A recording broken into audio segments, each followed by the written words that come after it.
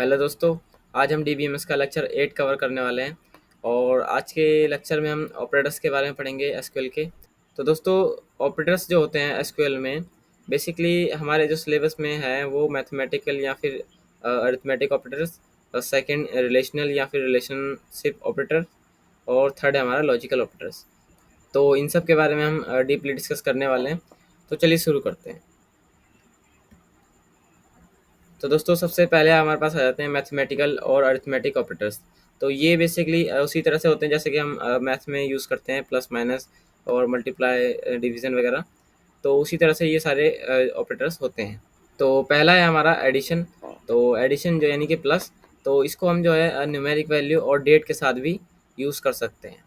तो जैसे कि अगर हम सेलेक्ट करें सेलेक्ट और इसमें हम लिख देते हैं 2 + 12 हम लिख देते हैं। तो ये जो है हमारे पास 14 रिजल्ट में दे देगा। और मान लीजिए एक टेबल को हम सेलेक्ट करते हैं, जैसे कि टेबल के डेटा को हम देखते हैं। तो सेलेक्ट स्टार फ्रॉम ईएमपी नाम की हमारी टेबल है। तो इसमें हम एंटर करेंगे तो आप देख सकते हैं हमारे पास ये टेबल है, इसमें ये सारा डेटा रखा हुआ है। अब अगर हम सेलेक्ट करते हैं सेलेक्ट एज प्लस हम यहाँ पर लगा देते हैं 10 और फ्रॉम ईएमपी। तो इसमें हम लिख देंगे फ्रॉम ईएमपी। तो इस तरह से हम लिख देंगे तो आप देख सकते हैं कि जो रिजल्ट आएगा वो एज वाले कॉलम में जो वैल्यूज़ हैं उनमें 10 प्लस होके आएंगी वैल्यूज़। जैसे कि यहाँ पर 25 था तो यहाँ पर 35 आया, 10 प्लस होके। 24 था तो 34 आया। इसी तरह से सारी वैल्यूज़ 10 प्लस होके आई हैं। तो इस तरह से हम जो है यूज़ कर सकते हैं ऑपरेटर का। और इसे हम डेट के साथ भी यूज़ कर सकते हैं। तो इसमें हम लिख देते हैं सेलेक्ट, फिर उसके बाद कोई डेट लिख देते हैं। तो मान लीजिए 23 और मंथ दे देते हैं हम 01। उसके बाद सन हमारे पास 2006। तो इस तरह से हमने ये एक डेट दे दी। अब हम प्लस लगाएंगे और इसके बीच बाद हम जो है दूसरी डेट लिख देते हैं। तो मान लीजिए 21 डेट है हमारे पास और मंथ दे देते हैं हम 03। उसके बाद 2001। तो इस तरह से हमने ये दूसरी डेट दे दी। अब अगर हम इसको एग्जीक्यूट करते हैं तो आप देख सकते हैं यहाँ पर 44 आ चुका है।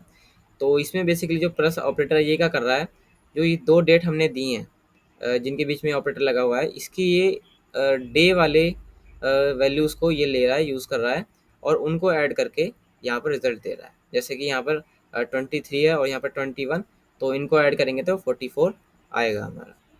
और हम किसी टेबल की दो कॉलम की वैल्यूज़ को ऐड करके भी सेलेक्ट कर सकते हैं। जैसे कि हम लिख देते हैं सेलेक्ट और एज को हम ऐड कर देते हैं डीआईडी के साथ में। तो ये जस्ट एग्जांपल के लिए है, अलग अलग कॉलम हो सकते हैं अलग अलग टाइप से जो भी हमारी टेबल बनेगी। तो एग्जांपल के लिए मान लीजिए हमने एज और डीआईडी को ऐड कर दिया और उसके बाद हम लिख देते हैं फ्रॉम ईएमपी। तो इसे अगर हम सेलेक्ट करते हैं तो आप देख सकते हैं 126, यानी कि इसमें क्या है, जो हमारे पास ईएमपी नाम की टेबल है उसमें 25 एज है और DID 101। तो इसको ऐड करेंगे तो 126 हमारे पास आ गया। इसी तरह से ये सारी वैल्यूज़ ऐड होकर आई हैं। नेक्स्ट है दोस्तों सब्ट्रैक्शन, यानी कि माइनस। तो इसका हम यूज़ करते हैं सब्ट्रैक्ट करने के लिए। इसको भी हम जो एडिशन की तरह न्यूमेरिक वैल्यूज़ और डेट पर यूज़ कर सकते हैं। तो जैसे अगर हम नॉर्मल कैलकुलेशन में लिख देते हैं सेलेक्ट 25 माइनस, उसके बाद हम लिख देते हैं 6। तो ये जो है हमारे पास उसको सब्ट्रैक्ट करके दे देगा। तो इस तरह से 25 में से 6 को माइनस करेंगे तो हमारे पास 19 आ जाएगा। अब अगर हम सेलेक्ट करें एज, उसमें हम माइनस कर देते हैं 10 से। तो लिख देते हैं फ्रॉम ईएमपी, सॉरी ईएमपी। तो इस तरह से हम लिखेंगे तो आप देख सकते हैं जो वैल्यूज़ आई हैं वो 10 सब्ट्रैक्ट होकर आई हैं। यानी कि जो ईएमपी नाम की टेबल थी उसमें एज वाले कॉलम में हमारे पास जो फर्स्ट वैल्यू थी वो 25 थी। तो उसमें से सब्ट्रैक्ट होकर 10 सब्ट्रैक्ट होकर आ गया 15।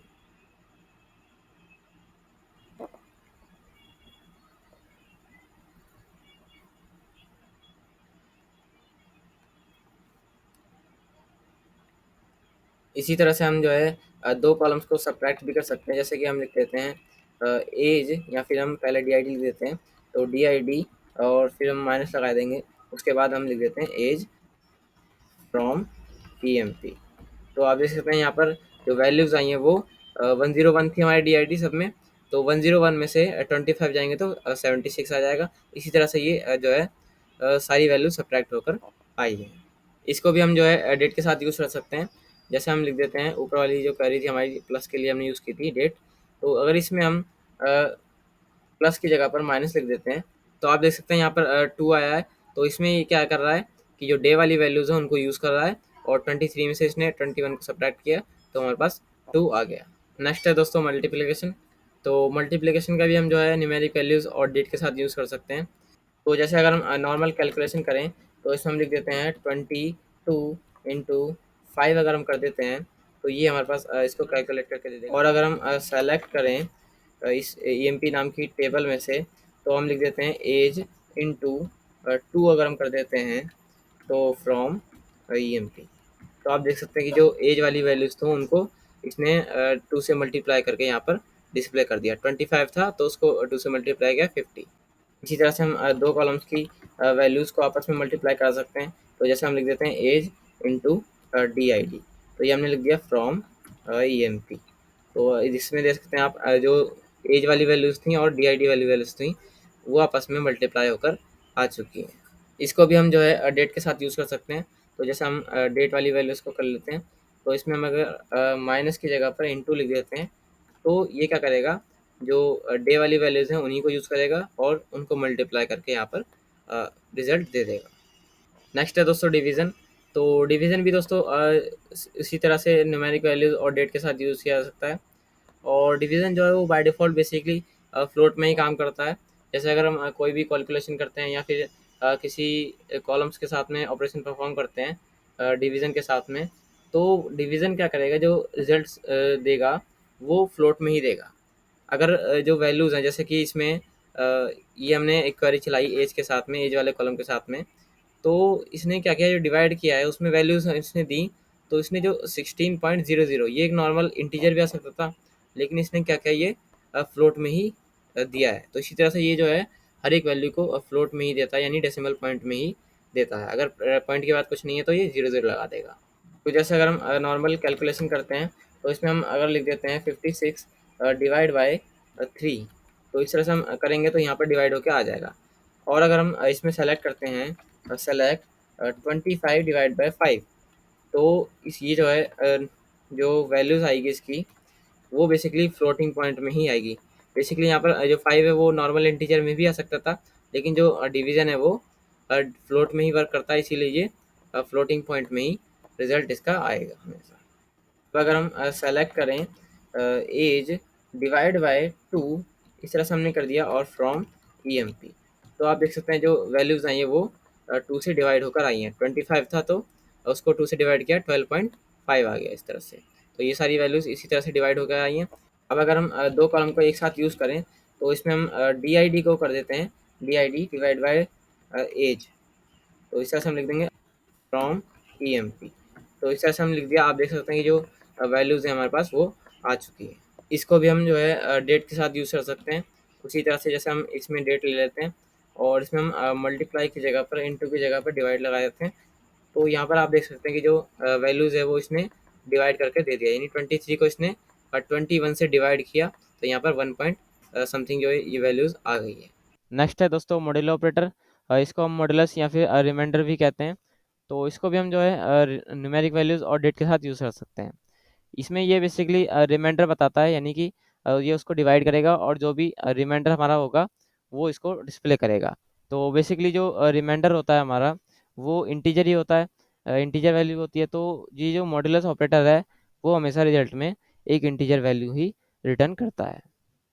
तो अगर हम सेलेक्ट करें 25 मॉडुलस 2, तो आप देख सकते हैं जो रिजल्ट आया हमारे पास वो 1 आ चुका है, यानी कि इसने क्या किया, 25 को 2 से डिवाइड किया, तो रिमाइंडर हमारा क्या बचा, 1।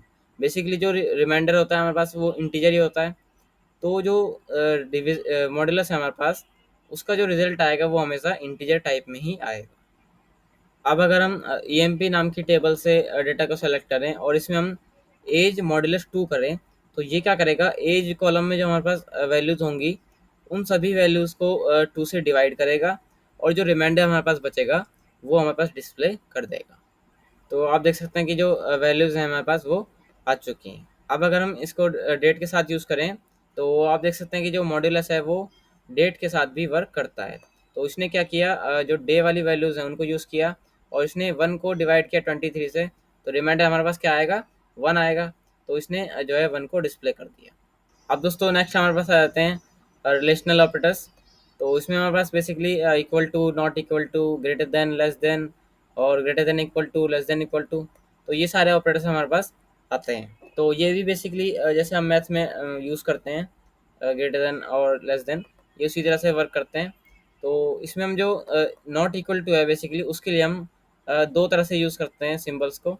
इसमें हम एक्सक्लेमेशन मार्क और इक्वल टू इस तरह से यूज़ कर सकते हैं, और ग्रेटर देन और लेस देन ये दोनों साइन को आपस में कंबाइन करके भी यूज़ कर सकते हैं। तो इसमें बेसिकली ये सारे ऑपरेटर्स जो हैं हम कंडीशन के लिए यूज़ करते हैं। जब हम डेटा को सेलेक्ट करते हैं सेलेक्ट क्वेरी में, तो वेयर क्लॉज में हम जो है कंडीशन के लिए इन सबको यूज़ करते हैं।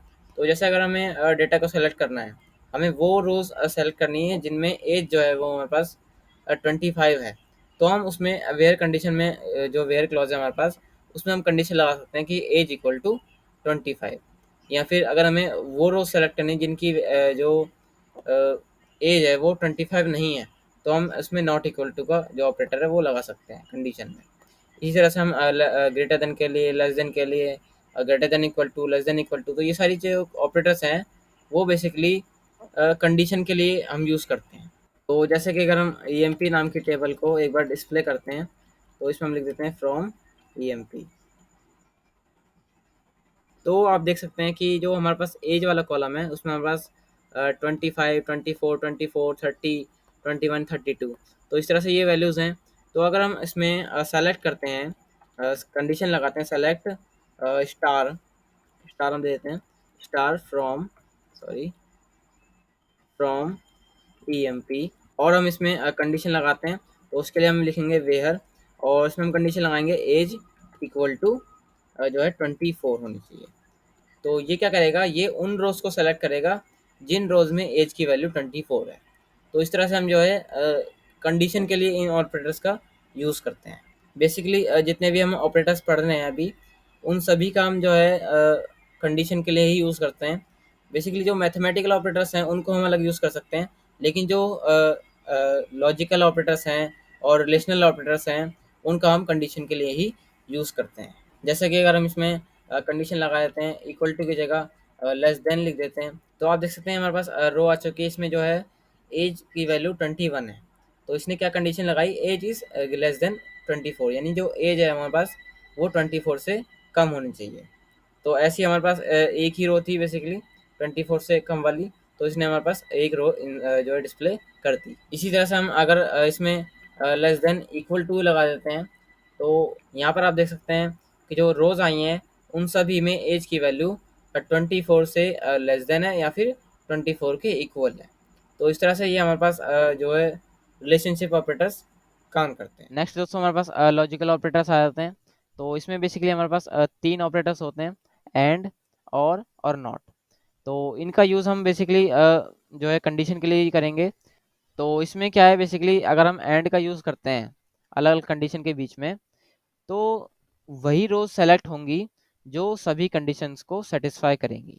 और अगर हम और ऑपरेटर का यूज़ करते हैं कंडीशंस के बीच में, तो हमारे पास वो रोज सेलेक्ट होंगी, वो रिकॉर्ड्स डिस्प्ले होंगे जो कि जो कंडीशन हमने लगाई हैं अलग अलग, उनमें से एक भी कंडीशन को सेटिस्फाई करते होंगे। और जो नॉट है हमारे पास, अगर हम नॉट लगाते हैं, तो ये बेसिकली जो है एक ही कंडीशन के साथ यूज़ किया जाता है, नॉट जो ऑपरेटर है। तो ये जो है उन रोज को सेलेक्ट करेगा जो कि इस कंडीशन को सेटिस्फाई नहीं करती होंगी, नॉट का मतलब ही नहीं होता है। इसमें बेसिकली जो एंड और ऑपरेटर्स होते हैं, उनमें हमें मिनिमम टू कंडीशंस जो है रिक्वायर्ड होती हैं, यानी जो दो कंडीशंस होंगी तभी हम जो है एंड या और का यूज़ कर सकते हैं। लेकिन जो नॉट है हमारे पास, वो बेसिकली एक ही कंडीशन के साथ यूज़ किया जाता है। तो इनको भी हम देखते हैं माइस्क्ल में। तो अब अगर हम सेलेक्ट करते हैं EMP नाम की टेबल से सेलेक्ट स्टार फ्रॉम EMP, और इसमें हम कंडीशन दे देते हैं, तो उसके लिए हम लिखेंगे वेयर, और इसमें हम पहली कंडीशन ये देते हैं कि जो ई नेम है हमारे पास, वो हमारे पास जो है राम होना चाहिए। तो राम हमने लिख दिया इस तरह से। अब हम जो है इसमें एंड ऑपरेटर लगा देते हैं। उसके बाद नेक्स्ट कंडीशन देते हैं दूसरी, और इसमें हम लिख देते हैं कि जो एज है हमारे पास वो 25 होनी चाहिए। तो अगर हम इसको अगर सेलेक्ट करें, तो आप देख सकते हैं जो रो आई है हमारे पास, वो बेसिकली उसमें ई नेम राम है और एज जो है हमारे पास वो 25 है। तो इसमें बेसिकली हमारे पास जो ईएमपी नाम की टेबल है, उसमें एक ही रो ऐसी थी जिसमें ई नेम जो है वो राम था और एज 25। तो इस तरह से ये हमारे पास डेटा सेलेक्ट हो गया। अब अगर हम इसमें कंडीशन को चेंज कर देते हैं, इसमें हम एज को 24 कर देते हैं, तो इसमें क्या है कि कोई भी जो रो है वो नहीं आएगी, क्योंकि जो ईएमपी नाम की टेबल है हमारे पास, इसमें हमारे पास एक भी रो ऐसी नहीं है जो दोनों कंडीशन को सेटिस्फाई करती हो। यानी कि नाम जो है हमारे पास राम होना चाहिए। तो अगर इस रो को हम बात देखें तो इसमें हमारे पास ई नेम तो राम है, लेकिन एज क्या है 25। लेकिन जो एज है हमारे पास, जो हमने कंडीशन दी है वो 24 होनी चाहिए उसके अकॉर्डिंग। तो इसमें हमारे पास जो एक भी रो ऐसी नहीं है जो कि जिसमें ई नेम राम हो और एज 24 हो। तो इसीलिए जो है उसमें जो कोई भी रो डिस्प्ले नहीं हुई। तो एंड क्या है कि जो कंडीशंस हमने लगाई हैं वो सभी कंडीशंस सेटिस्फाई होनी चाहिए, तभी जो है हमारे पास डेटा डिस्प्ले होगा। जो जो रिकॉर्ड्स हमारे पास सभी कंडीशन को सेटिस्फाई करते होंगे, वो रिकॉर्ड्स हमारे पास डिस्प्ले हो जाएंगे। अब दोस्तों अगर हम इन्हीं कंडीशन में एंड की जगह पर और लगा देते हैं, तो इसमें हम एंड की जगह पर और लगा देते हैं। तो अगर हम इसको एंटर करते हैं तो आप देख सकते हैं कि जो हमारे पास 3 रो आ चुकी हैं। इसमें क्या है कि जो ई नेम है, पहली कंडीशन हमारे पास ई नेम जो है वो राम होना चाहिए।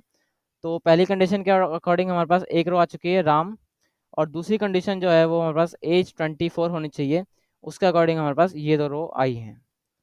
तो इसमें क्या है कि जो और हम ऑपरेटर यूज़ करते हैं, उसमें हमारे पास अगर एक भी कंडीशन सेटिस्फाई होती है, तो वो सभी जो रोज़ हैं जो सेटिस्फाई कर रही हैं किसी भी कंडीशन को, वो सभी रोज़ हमारे पास डिस्प्ले हो जाएंगी।